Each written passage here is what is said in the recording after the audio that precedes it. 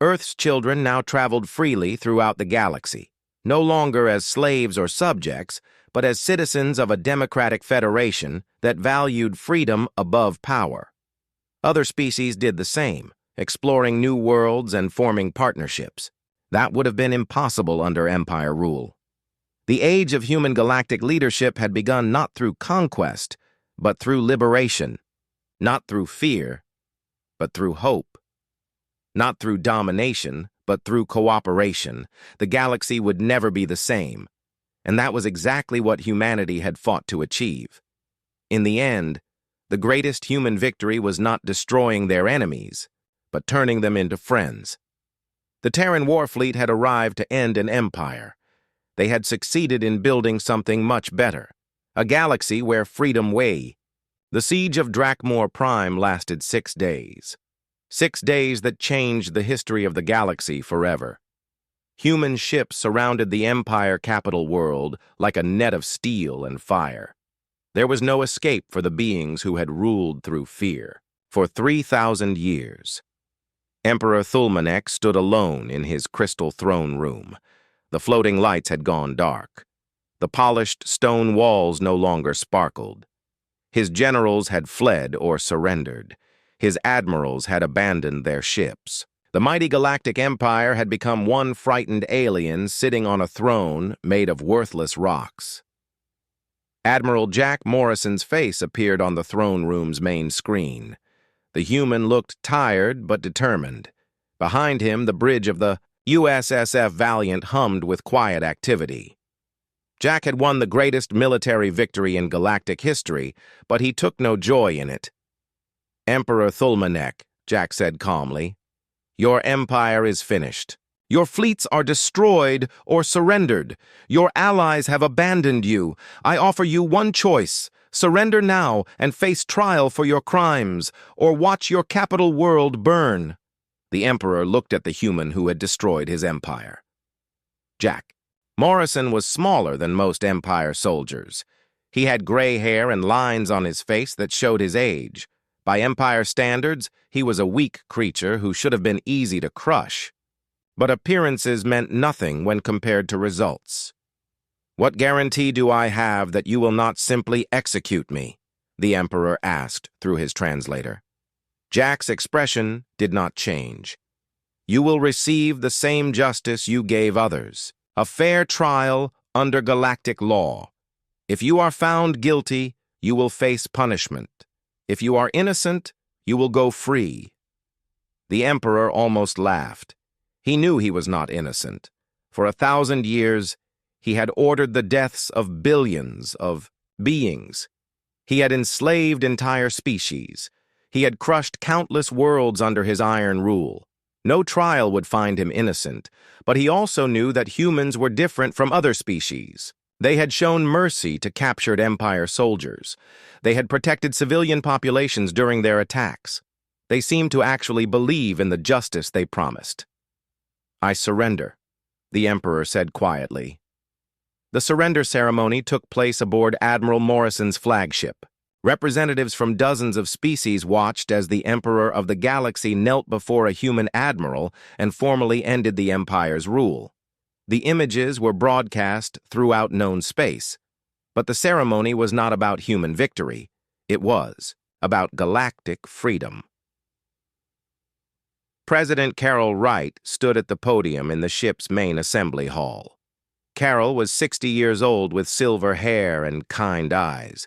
She had led Earth's government during the secret preparations for war. Now she would help lead the galaxy toward peace. "Citizens of the galaxy," Carol began, her voice carrying to every world through the Empire's communication networks. "Today we celebrate not the victory of one species over another, but the victory of freedom over tyranny." The assembled representatives listened carefully. These were beings from worlds that had suffered under Empire rule for centuries. They had come to witness the end of their oppression. "Humanity did not fight this war to replace the Empire with human rule," Carol continued. "We fought to ensure that no single species would ever again have the power to dominate all others. Today, we announce the formation of the Galactic Democratic Federation. The reaction was immediate. Some representatives cheered, others looked suspicious. Many seemed confused. The idea of a government based on equality rather than domination was new to most of them. Dr. Kevin Ross stood up to explain the details. Kevin was a political scientist who had spent decades designing the new government structure. He was a thin man with thick glasses and a gentle voice. The Federation will operate on principles of voluntary cooperation, Kevin explained. No species will be forced to join. No member will be required to follow laws they did not help create. Every world will have a voice in galactic decisions. This was revolutionary. For 3,000 years, the Empire had made all decisions for everyone. Local worlds had no say in their own governance. Species were told what to do and expected to obey without question. How will disputes between worlds be resolved? Asked Ambassador Veltar of the Centaurians. Through mediation and negotiation, Kevin replied. The Federation will provide neutral judges and peaceful resolution processes. War will be the last resort, not the first option. Commander Lisa Barnes led the humanitarian mission to worlds devastated by Empire rule. Lisa was a doctor as well as a military officer. She had seen the suffering caused by Empire policies and was determined to help heal the damage. On the mining world of Kepler-7, Lisa's teams worked alongside local populations to restore damaged ecosystems. The Empire had strip-mined the planet for rare metals, leaving vast areas of poisoned land. Human technology could clean the soil and purify the water, but the work would take years. "Why are you helping us?" asked Veltar as he watched human medical teams treating sick Centaurian children. "You have won the war. You could simply take what you want like the Empire did." Lisa looked up from the child she was examining. The little Centaurian had lung damage from breathing polluted air. But human medicine could heal injuries that Empire technology could not. "Because helping others is what makes us human," Lisa said simply. "We did not fight to become conquerors. We fought to become liberators." The transition from Empire to Federation was not easy. Many species struggled with the concept of self-governance after centuries of being told what to do. Some worlds descended into chaos as different groups fought for control, but human advisors were ready to help. They had studied the histories and cultures of hundreds of species. They understood that each world would need its own approach to freedom. On the industrial world of Factorum Prime, former overseer positions were filled by elected representatives from the worker population. Humans provided guidance on democratic processes, but the actual decisions were made by the local beings who understood their world best. The former imperial capital of Drakmor Prime became the Federation headquarters. The Crystal Palace, where the Emperor had ruled, was converted into meeting halls where representatives from all member species could gather as equals. Admiral Morrison walked through the transformed building with mixed feelings. The walls that had witnessed 3 millennia of tyrannical rule now echoed with the voices of free beings debating their future. It was a powerful symbol of change. "Do you think it will work?" asked Captain Nancy Davis as she joined Morrison in the main assembly hall. Nancy had commanded the USSF Liberation during the war. Now she was part of the Federation Security Force, protecting trade routes that served all species instead of just Empire interests. "It has to work," Morrison replied. "The alternative is too terrible to consider." Morrison was right. The galaxy had seen what happened when one species held absolute power. The Empire had brought nothing but suffering and oppression. The Federation offered something different, a chance for all species to shape their own destiny. 5 years after, the war ended. Ambassador Elena Martinez stood in the Federation Council chambers watching representatives from over 200 species debate new interstellar laws. The transformation had been remarkable. The Zelani Confederation, once crushed under Empire taxation, now prospered through fair trade agreements. The Centaurian worlds, poisoned by Empire mining, were healing with Federation environmental support. Dozens of species that had been enslaved for centuries were learning to govern themselves. There were still problems. Some Empire remnants operated in the Outer Rim, raiding settlements and trying to rebuild their power. Several species struggled to adapt to democracy after millennia of authoritarian rule. Disagreements between worlds sometimes led to serious tensions. But the Foundation protocols established by the human-led transition government provided frameworks for peaceful resolution of conflicts. When disputes arose, Federation mediators helped find solutions that satisfied everyone involved. The galaxy had learned something important. Different species could work together as equals if they were willing to respect each other's rights and perspectives. Admiral Morrison, now serving as the Federation's first Supreme Commander, smiled as he watched former enemies debating legislation together. The Draconians, who had once served as Empire enforcers, now worked alongside species they had previously oppressed. The real victory was not military, Morrison reflected as he prepared his daily report to the Federation Council. The real victory was proving that cooperation works better than domination. The Terran Warfleet had achieved something unprecedented. In galactic history, they had not just won a war, they had won the peace that followed. The morning sun painted the fields of New Eden in gold. Emma Phillips ran through the tall grass behind her family's house, chasing a butterfly with wings like blue glass. Her father, Jake, worked in the vegetable garden, pulling weeds from between the tomato plants. The smell of fresh bread came from the kitchen, where her mother, Lisa, was making lunch. New Eden was a quiet place. The human colony had been there for 20 years. Families came to build new lives away from the crowded cities of Earth. They grew food, raised animals, and watched their children play in fields that stretched to the horizon. It was peaceful. It was safe. It was home. Emma caught the butterfly gently in her hands. She looked at its wings for a moment, then opened her palms to let it fly away. The 8-year-old girl had learned from her parents to be kind to all living things. She watched the butterfly dance in the air until it disappeared over the fence. "Emma, come wash your hands," Lisa called from the house. "Lunch is ready." Emma started walking toward the house. She picked up a smooth stone and threw it at a tree, hearing it make a sharp crack against the bark. She liked that sound. Her grandfather had taught her to throw stones when she visited Earth last year. He told her stories about old wars and brave soldiers who never gave up. The sky was clear blue without a single cloud. Birds sang in the apple trees that lined the path to the house. Everything was normal. Everything was perfect. Emma had no way to know that in 5 minutes her world would end. High above the atmosphere, 3 silver ships moved through space. They were long and smooth, like metal fish swimming through the dark. Inside the largest ship, Commander Zektar Voss studied the human colony below. His 6 eyes focused on the scanner readings, while his 4 arms worked the control panels. "The scan is complete," said his science officer. 43 human children live in this settlement. All are within the acceptable age range. Zektar nodded. The Zilithian Empire had been watching human colonies for months.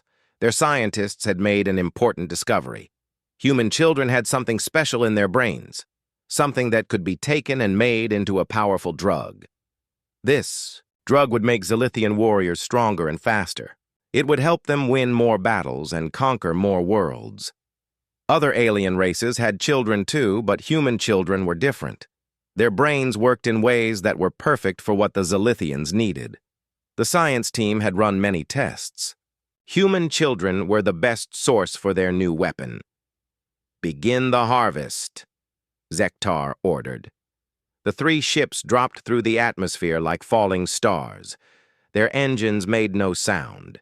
Their hulls reflected light in ways that made them hard to see. They moved fast and silent toward the colony below. Emma was halfway to the house when the shadow fell across the garden. She looked up and saw something impossible. A silver ship hung in the air above her home. It was bigger than any building she had ever seen.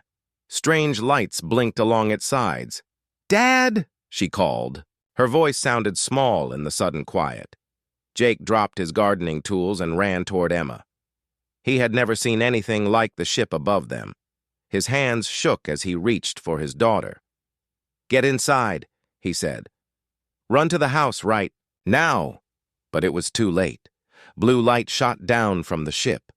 Where it touched the ground, the grass turned black. Jake felt his muscles go stiff. He could not move his arms or legs. He fell to his knees, still trying to reach Emma. Emma tried to run, but the blue light caught her too. Her body would not obey her mind. She stood frozen like a statue in the middle of the garden. Fear filled her chest like cold water. More blue lights came from the other ships. All across the colony, people fell down where they stood. Mothers dropped baskets of laundry. Fathers stopped in the middle of chopping wood. Children playing in yards became still as rocks. Small metal boxes dropped from the ships. They hit the ground and opened like flowers. Out of each box came floating platforms that moved through the air without wings or engines. The platforms flew to where the children stood frozen. Emma watched as a platform came toward her. She could not move, but her eyes still worked. She could still think. The platform had metal arms that reached out and picked her up. The arms were cold against her skin.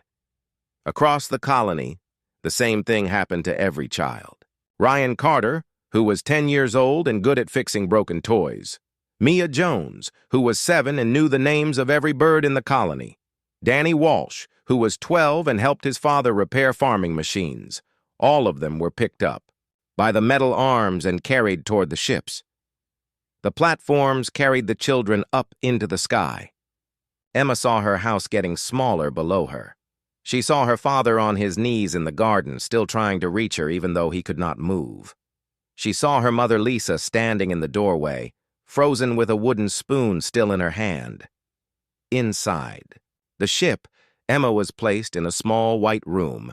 The metal arms put her down gently, and the blue light stopped working. She could move again, but there was nowhere to go. The walls were smooth and had no doors or windows. Other children were brought to rooms next to hers. She could hear them crying and calling for their parents. Emma wanted to cry too, but she remembered what her grandfather had told her. Soldiers were brave even when they were scared. They found ways to fight back, even when everything seemed hopeless. Emma sat down in the corner of her white room and started to think. Below on New Eden, the blue lights finally stopped. Jake could move his arms and legs again. He stood up and ran toward where Emma had been standing. There was nothing there except burned grass in the shape of his daughter's feet. "Emma!" he shouted at the sky. The silver ships were already growing small in the distance. "Bring her back!" Lisa ran out of the house. She looked at the empty garden and fell to her knees. The wooden spoon dropped from her hand and rolled away in the dirt. All across the colony, parents were doing the same thing. They ran to where their children had been playing. They found nothing but burned grass and empty spaces. 43 children were gone, taken by strangers from the stars. In the distance, the 3 silver ships disappeared into the blue sky. They left behind a world of broken parents and empty houses. They carried away something more precious than gold or diamonds. They had taken the future of New Eden, but Commander Zektar Voss did not understand what he had really done. He thought humans were just another weak race that would cry for a while and then forget. He thought taking their children would be easy and safe. He was wrong, and soon the entire galaxy would learn just how wrong he was. The message reached Earth 3 days later. Jake Phillips sat in the colony's communication center, his voice breaking as he spoke into the recorder. Behind him, other parents waited their turn to tell the same terrible story. Their children were gone, taken by aliens who came from the stars. "This is Jake Phillips from New Eden Colony," he said. His hands shook as he held the microphone. 3 days ago, alien ships attacked our settlement. They took our children. 43 kids are missing. My daughter Emma is 8 years old. She has brown hair and green eyes. She likes butterflies and throwing stones. Please help us get them back.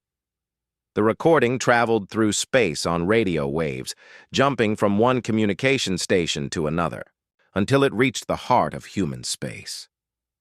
On Earth, in the military command center buried deep under Geneva, Admiral Patricia Kane listened to Jake's message for the 4th time. Patricia had gray hair and tired eyes. She had been a soldier for 30 years. She had fought in wars against pirates and rebels. She had seen terrible things and made hard choices. But nothing had prepared her for this. The other officers in the room watched her face as she listened to the message again. They saw her jaw get tight and her hands make fists. They had never seen the Admiral look like this before. "How many ships do we have ready for deep space patrol?" Patricia asked. 12 destroyers and 6 cruisers, answered Captain Murphy. He was tall and strong, with scars on his face from the border wars. "But Admiral, we don't know where these aliens went. Space is big. They could be anywhere." Patricia stood up from her chair. "I don't care how big space is. They took our children. We're going to find them and bring them home." She turned to the communications officer. "Send a message to every human ship in the fleet. Tell them what happened on New Eden. Ask for volunteers for a rescue mission." The communications officer looked confused. "Every ship, Admiral? Even the ones on patrol in other sectors?" "Every ship," Patricia said. "And send the message to civilian vessels, too. Cargo ships, passenger liners, mining barges. Everyone needs to know what happened." The message went out across human space. It traveled to mining stations in the asteroid belt and farming colonies on distant worlds. It reached merchant ships carrying goods between the stars and exploration vessels mapping new systems. The response came fast. Within 6 hours, every human ship that could carry weapons was asking to join the search. Cargo captains offered to convert their ships for war. Passenger liner crews volunteered to serve as troop transports. Even pirates sent messages saying they would fight for free if it meant getting the children back. Captain Alex Murphy was chosen to lead the rescue mission. He stood in the hangar bay of the destroyer USS Valiant, watching his crew prepare for launch. These were good people, trained soldiers who had fought in many battles. But this mission was different from anything they had done before. Commander Rachel Torres joined him at the hangar rail. She was small and quick, with black hair tied back in a tight knot. Her job was planning battles, and she was the best at it in the entire fleet. "The tracking team found something," Rachel said. "They detected strange energy readings in the Proxima system. The same kind of energy that the colonists reported seeing when the alien ships left." Alex nodded. "How long to get there?" 8 days at maximum speed, Rachel said. "But Alex, we need to talk about what we're really doing here. If we find these aliens, what's the plan? We don't know how many ships they have or how strong their weapons are." Alex looked at her with cold eyes. "The plan is simple. We get the children back, no matter what it costs." Rachel had known Alex for 10 years. They had fought side by side in the border wars. She had seen him in battle many times, but she had never heard him talk like this. "And if they won't give the children back?" she asked. "Then we make them," Alex said. In the medical bay of the USS Valiant, Dr. Kevin Barnes was studying everything the fleet knew about alien technology. Kevin was young for a doctor, with messy brown hair and thick glasses. He had spent his whole career learning about other species, trying to understand how their bodies and minds worked. Most aliens that humans had met were peaceful. They traded goods and shared knowledge. Some were strange-looking, with extra arms, or different-colored skin, but they were just people trying to live their lives like anyone else. These aliens were different. They had taken children for some unknown purpose. Kevin tried to imagine what they might want with human kids, but every idea that came to his mind made him sick. He pulled up files on his computer, looking at pictures of every alien species that humans had encountered. None of them matched the description from New Eden. These silver ships and blue weapons were something new. Kevin's job was to figure out how alien technology worked so that human ships could fight against it. But as he read the reports from New Eden, he realized something important. This wasn't just about technology. It was about understanding what kind of people could steal children from their families. On the Zilithian ship, Emma Phillips sat in her white room and counted the hours. She had been there for 3 days now. Twice a day, alien guards brought her food that tasted like cardboard and water that smelled funny. The guards never spoke to her. They just opened a slot in the wall, pushed in a tray, and left. Emma had tried talking to the other children through the walls.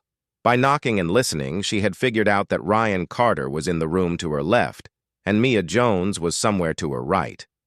They knocked messages back and forth using a code that Emma made up. 1 knock meant, "I'm okay." 2 knocks meant, "I'm scared." 3 knocks meant, "I want to go home." There were a lot of 3-knock messages.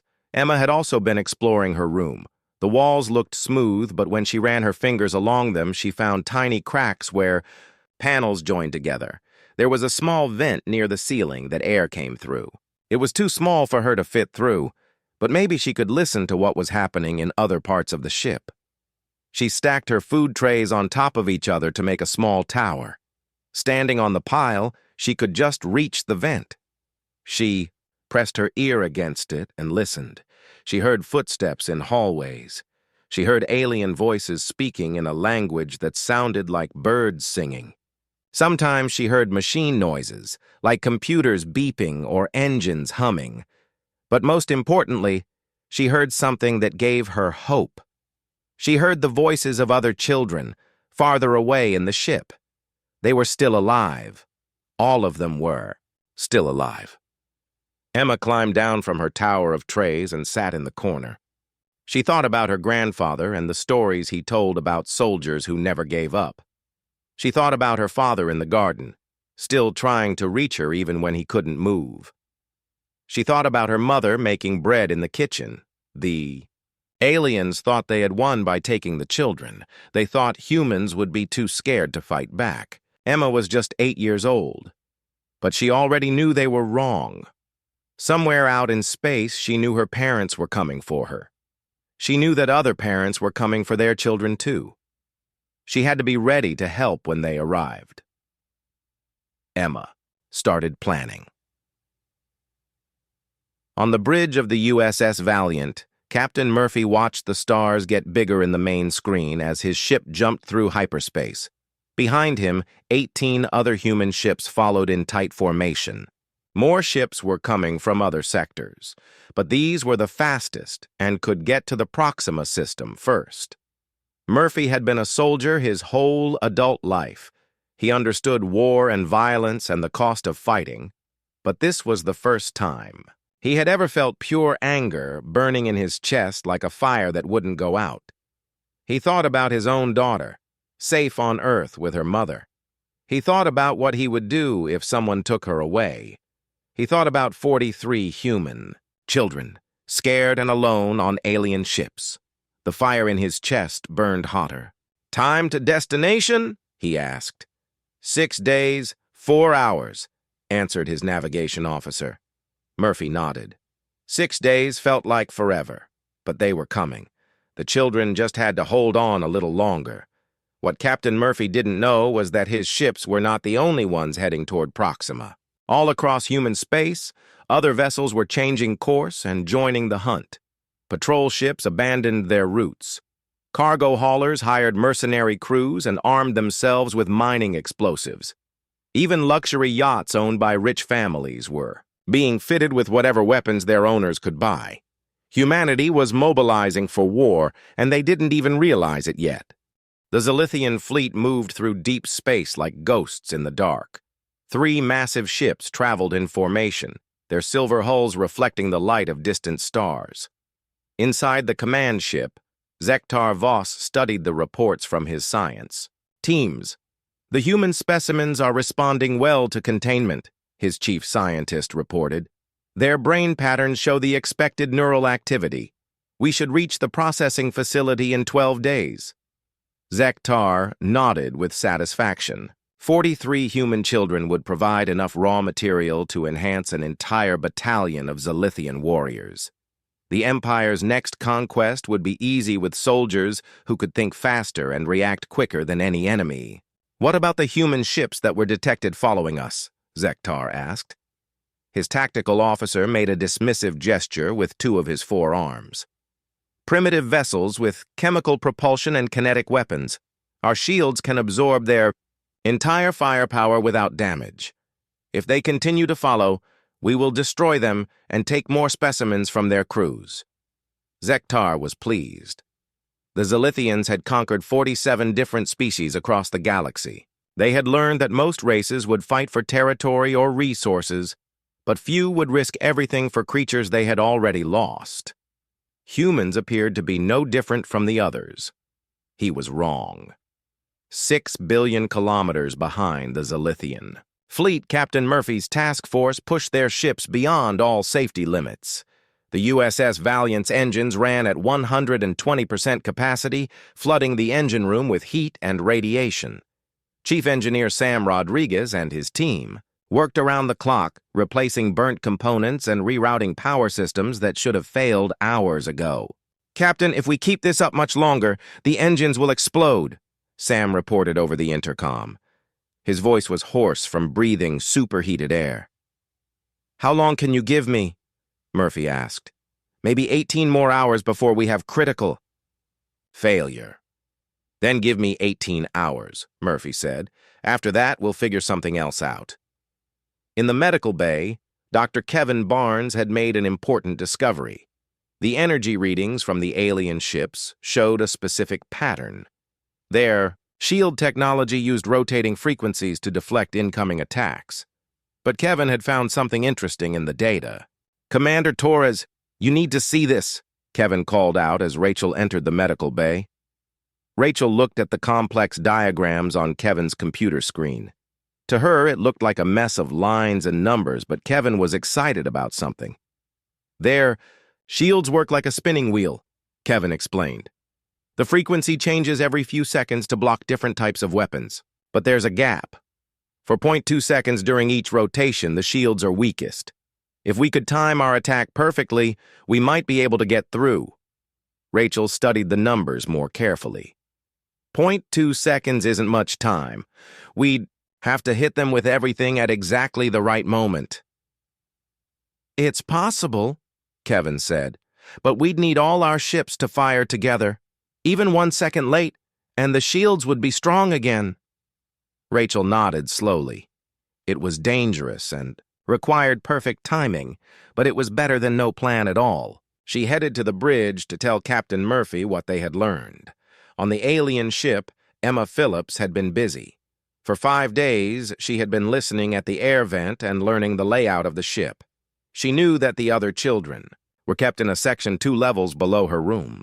She knew that the alien guards changed shifts every 8 hours. Most importantly, she had figured out how to open her cell door. The door had a simple electronic lock that worked by reading alien hand patterns, but Emma had noticed that when the guards brought food, they sometimes left finger marks on the door's smooth surface. She had spent hours pressing her small hands against these marks, trying to copy the way alien fingers bent and moved. On her 15th try, the door clicked open. Emma waited until the middle of the night cycle when most of the aliens would be sleeping. She slipped out of her room and into the hallway. The corridor was dark except for soft blue lights along the floor. She moved quietly toward where she thought the other children were being held. The ship was huge inside, with hallways that curved in directions that made no sense. Emma got lost twice before she found the elevator that led to the lower levels. She pressed buttons until the elevator moved down. When the doors opened, she heard something that made her heart race. Children crying, quiet voices calling for their parents. She had found them. Emma crept down the hallway, checking each room through small windows in the doors. In the first room, she saw Danny Walsh sitting on the floor with his head in his hands. In the second room, Ryan Carter was asleep on a thin mattress. In the third room, Mia Jones was trying to climb up to an air vent just like Emma had done. Emma tapped quietly on Mia's door. The 7-year-old girl looked up in surprise, then ran to the window. Emma put her finger to her lips to signal for quiet, then showed Mia how she had opened her own door by copying the alien hand patterns. It took longer with Mia's door, but eventually it clicked open too. Mia ran out and hugged Emma tight. "How did you get out?" Mia whispered. "I watched the guards and copied what they did," Emma whispered back. "We need to get the others." Working together, they opened Ryan's door and Danny's door. Soon, all 4. Children were standing in the hallway, holding hands and trying not to make noise. "We need to find the rest of the kids," Emma said, "and then we need to figure out how to call for help." Danny, who was the oldest at 12, looked around nervously. "Emma, there are aliens everywhere on this ship. Even if we free everyone, where can we go?" Emma remembered her grandfather's stories about brave soldiers. "We don't have to escape," she said. "We just have to cause trouble. If we can break things or send messages, maybe our parents will find us faster." The children spent the rest of the night quietly opening doors and gathering the other kidnapped kids. By morning, 32 of the 43 children were free and hiding in an unused storage room that Emma had found. The remaining 11 were in a different section of the ship that they hadn't been able to reach yet. Emma organized the children into groups. The older kids would help the younger ones stay quiet and hidden. The smaller kids would crawl through air vents to explore parts of the ship that were too dangerous for bigger children to reach. Everyone would look for ways to break things or send messages. "Remember," Emma told them all, "our parents are coming for us. I know they are. We just have to make sure we're ready to help when they get here." Meanwhile, in the human fleet, Captain Murphy received news that changed everything. Long-range sensors had detected more human ships approaching from multiple directions. What had started as a rescue mission with 19 ships was turning into something much bigger. "Captain, I'm reading 47 human vessels on approach vectors," his sensor officer reported. "Wait, make that 53. Sir, ships are coming from everywhere." Murphy looked at his star charts. Ships were arriving from mining colonies, trading posts, and military bases spread across dozens of systems. Some were official fleet vessels, but many were civilian ships that had armed themselves and joined the chase. Commander Torres studied the tactical display. "Alex, this isn't a rescue mission anymore. This is looking like an invasion fleet." Murphy nodded grimly. "Good. Those aliens picked the wrong species to steal from." Dr. Barnes had continued working on the shield frequency problem. He had refined his calculations and made the plan more workable. Instead of needing perfect timing from all ships, he had figured out how to disrupt the alien shields using a cascading attack pattern. If we hit them in sequence, each attack will weaken their shields a little more, Kevin explained to the senior officers. By the time the last ships fire, the shields should be almost gone. "How many ships will we need?" Rachel asked. "All of them," Kevin said. "Every ship that's coming to help us. The more firepower we can bring at once, the better our chances." Murphy looked out at the stars ahead of them. Somewhere in that darkness, 43 human children were waiting for rescue. Behind him, nearly 60 human ships were converging for a battle that would be remembered for generations. The Zilithians thought they had taken helpless prisoners from a weak species. They were about to learn that they had made the biggest mistake in the history of their empire. On the alien ship, Emma Phillips sat in the storage room with the other children and listened to the sounds of the ship around them. She could hear alien voices in the hallways, machine noises from the engines, and the quiet humming of computers. But she thought she heard something else too. Something that made her smile for the first time in 6 days, very faintly at the edge. Of her hearing, she could hear the sound of ships approaching through space. The human fleet found the Zilithians near the edge of the Proxima Nebula. 68 ships dropped out of hyperspace in perfect formation, their weapons already charged and ready. Captain Murphy stood on the bridge of the USS Valiant and stared at the 3 silver alien vessels on his main screen. "All ships, this is Murphy," he said into his communicator. "Target the ship in the center. That's where our children are."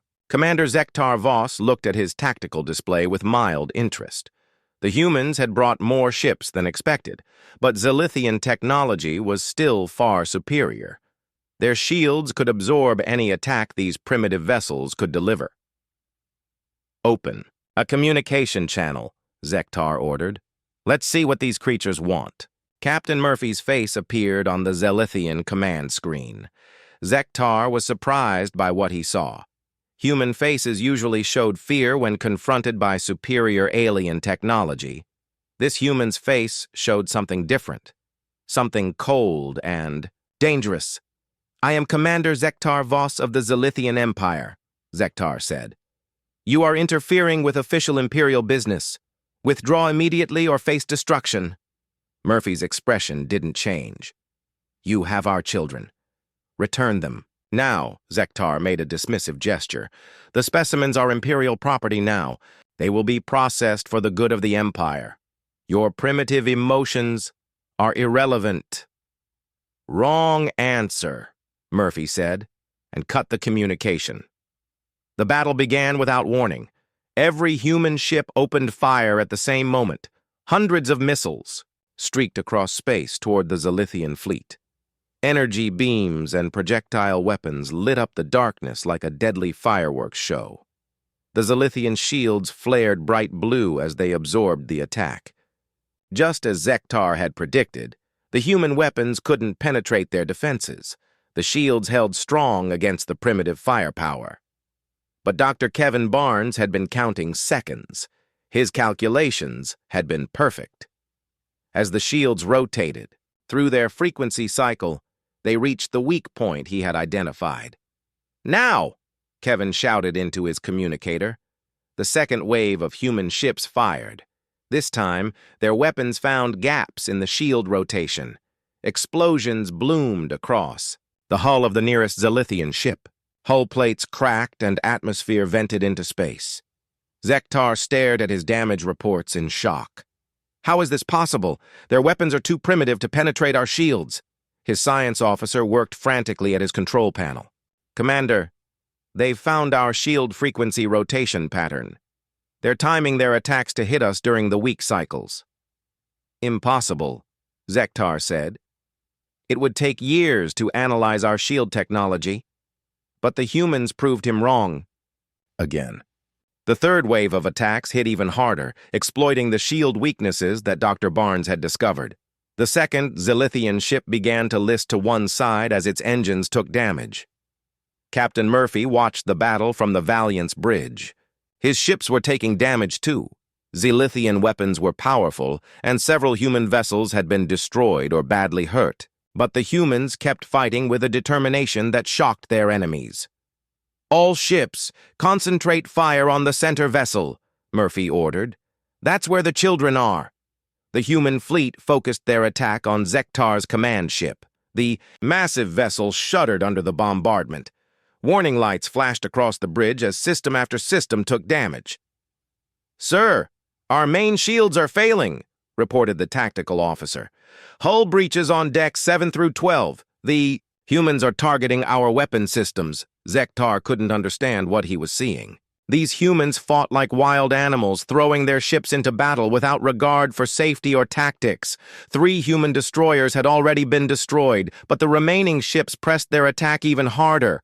"Why don't they retreat?" Zektar asked. "They're losing ships. Any rational species would withdraw and negotiate." His science officer looked up from his instruments with confusion in his 6 eyes. "Commander, I don't think they care about their losses. They're acting like the specimens are more important than their own lives." On the human ship, USS Defiant, Captain Sarah Blake watched her bridge explode around her. A Zilithian energy beam had penetrated their hull and destroyed half their control systems. Fire filled the air with smoke and sparks. "Captain, we've lost main power," her engineering officer reported. Weapons are offline. We're dead in space. Sarah wiped blood from her forehead and looked at the alien ship still hanging in space ahead. Of them. Somewhere inside that vessel, human children were waiting for rescue. Emergency power to engines, she ordered. Full speed ahead. Captain, without weapons, we can't do any damage, her tactical officer said. Sarah smiled grimly. We don't need weapons, we're going to ram them. The USS Defiant accelerated toward the Zilithian command ship. Its hull glowed red from engine heat as Sarah pushed every system beyond maximum capacity. Other human ships saw what she was doing and moved to support her attack. Zektar watched in horror as the human ship approached on a collision course. They're insane, he said. They're going to destroy themselves just to damage us. The USS Defiant struck the Zilithian ship's hull like a giant hammer. The human vessel exploded on impact, but the force of the collision tore a massive hole in the alien ship's side. Atmosphere and debris erupted into space as entire sections of the Zilithian vessel lost pressure. Captain Murphy saw the sacrifice of the Defiant and its crew. His anger burned even hotter. All remaining ships, follow my lead. We're going in. The human fleet surged forward in a final assault. Ships that should have pulled back to repair damage instead accelerated into close combat. The space around the Zilithian fleet became a chaotic battlefield of explosions and laser fire. Inside the damaged Zilithian command ship, Emma Phillips felt the whole vessel shake as another human attack hit home. Emergency lights flashed red in the storage room where the children were hiding. Some of the younger kids were crying, scared by the loud noises and violent motion. It's okay, Emma told them. That's our people fighting to get us back. Danny Walsh looked worried. Emma, what if the ship breaks apart? We could all die. Emma thought about her grandfather's stories again. Soldiers were brave even when things looked hopeless. Then we make sure we're ready to help, she said. Ryan, you and the older kids, take everyone to the escape pod section. I saw signs for it when we were exploring. What about you? Mia asked. I'm going to find the other 11 kids, Emma said. We're not leaving anyone behind. Emma slipped out of the storage room and into the chaos of the damaged ship. Alien crew members ran through the hallways, trying to repair damage and restore systems. Emergency alarms wailed continuously. Sparks fell from broken ceiling panels. Emma used the confusion to move through the ship unseen. She found the section where the remaining children were held and began opening their cell doors. The alien guards were too busy with the battle to notice one small human girl freeing prisoners. Within minutes, all 43 children were reunited in the escape pod bay. Emma looked at the strange alien control panels and tried to figure out how to launch the pods. The instructions were written in the bird-like Zilithian language, but some of the symbols looked similar to the door controls she had learned to operate. Everyone get in the pods, Emma ordered. 3 kids per pod. Hold on tight. Just as Emma figured out how to activate the launch sequence, the escape bay doors burst open. Zektar Voss stood in the doorway with a squad of armed guards. His uniform was torn, and his forearms were covered in purple blood from cuts caused by falling debris. The specimens will not escape, Zektar said in broken English. They are too valuable to lose. Emma stepped in front of the other children. At 8 years old, she was less than half the height of the alien commander. But she didn't back down. You can't have us, she said. Our parents are here and they're going to stop you. Zektar raised his weapon. Your parents are dead or dying in space. Your ships are no match for Zilithian technology. As if to prove him wrong, another massive explosion shook the ship. The lights went out completely, leaving only the red glow of emergency power. In the darkness, Emma heard the sound she had been waiting for. Human voices, shouting orders in English as they boarded the alien ship. The children were no longer alone. Their parents had come for them, and nothing in the galaxy was going to stop them from getting their kids back. Zektar heard the voices too, and for the first time in his life, The Zilithian commander felt something he had never experienced before: fear.